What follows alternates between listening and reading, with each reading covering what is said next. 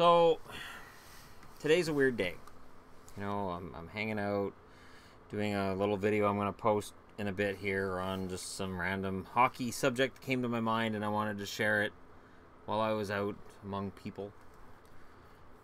And then the Canucks signed somebody, and this is after Wenberg was signed by Columbus. I'm going to do a video on that, so if you're a Columbus fan and going, wait a minute, you're not going to talk about that? Yes, I am. I'm not sure what the Canucks are doing. But to me, here's how it sounds. So I know people are going to say, oh, great, now the Canucks are going to win more games, and they're not going to get a top draft pick, and they're going to screw themselves at next year's draft. No.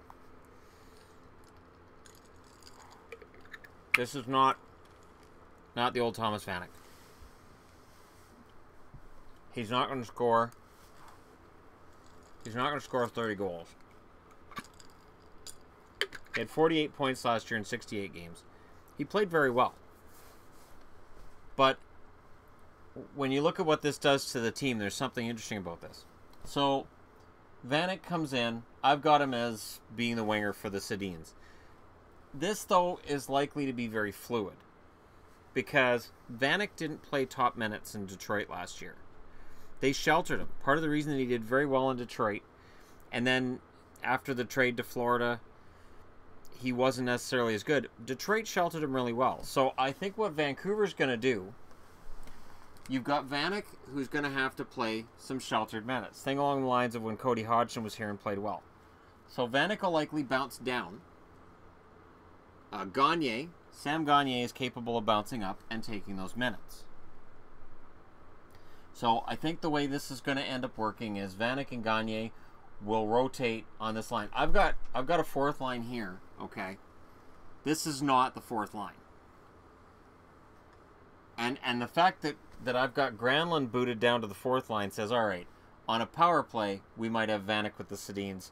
And then regularly, you could see Granlund ending up on that second line. Burmistrov goes into the middle, and Vanek plays on the right side.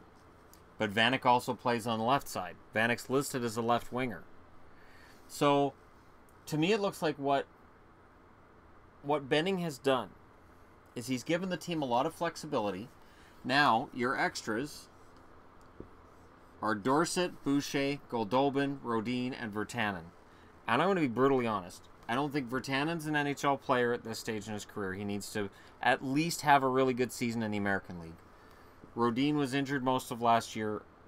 You know, I know he'd have to clear waivers. He probably sits in the press box, but you might be able to sneak him through waivers early-ish in training camp.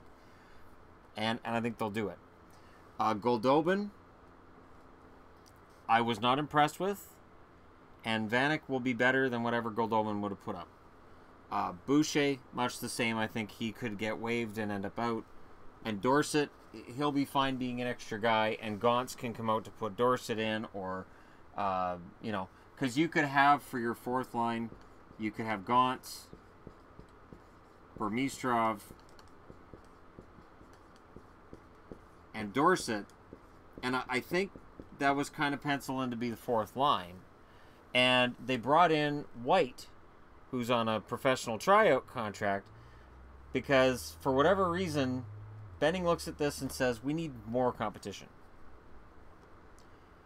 This does not mean the Canucks are going to win more games. This means the Canucks don't have to put a rookie in the lineup. We're having this debate, and I'm having this debate again. And this goes back a long ways with the Canucks, where you'd hear, okay, there isn't room in the lineup for this guy or that guy, and this is why the Canucks can't win. But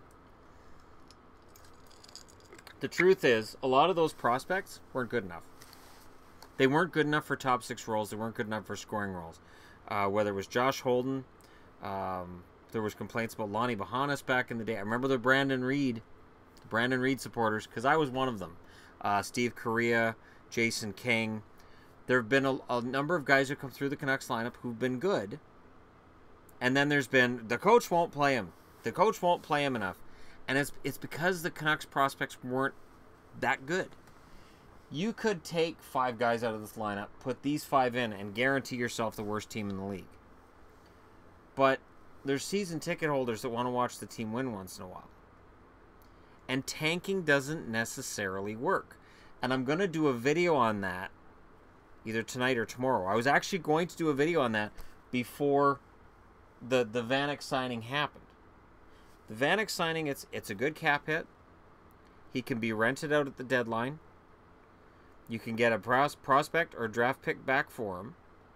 And if the Canucks come out of this with a B-plus prospect, like the Dahlin prospect they got out of Ottawa. I don't even have Dahlin on this board because Jonathan Dahlin likely needs at least one more year of seasoning back home. Can play in Europe for another year. The fact that the Canucks have this kind of lineup tells me this. Like, okay, let's realistically take a look at this, okay? The Sedins are both on the downward slope. Eriksson showed last year he's on a downward slope. Sutter's probably even, but Sutter's what, a 20-goal scorer? Gagne's not going to score as many points in Vancouver this year as he did last year, so he'll drop.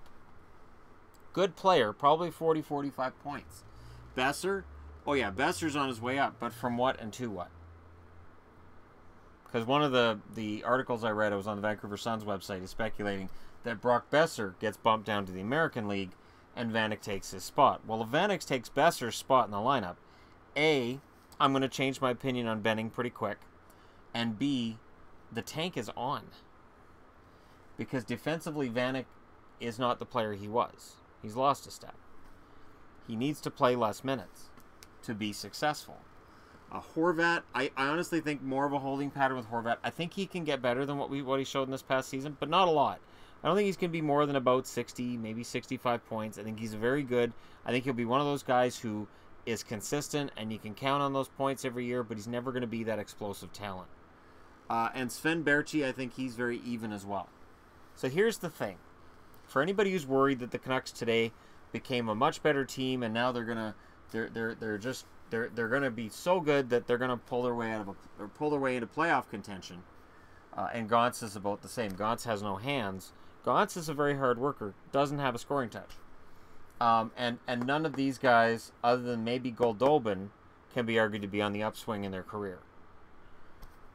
So you've got the only guy that I've got an up arrow next to is Besser, and that's because he's a rookie. Everybody else, I'm saying either their production's going to stay the same or it's going to drop. So when you get past this offense and you look at their defense, which is led by Edler, think about it. And Tanev, who's hurt all the time.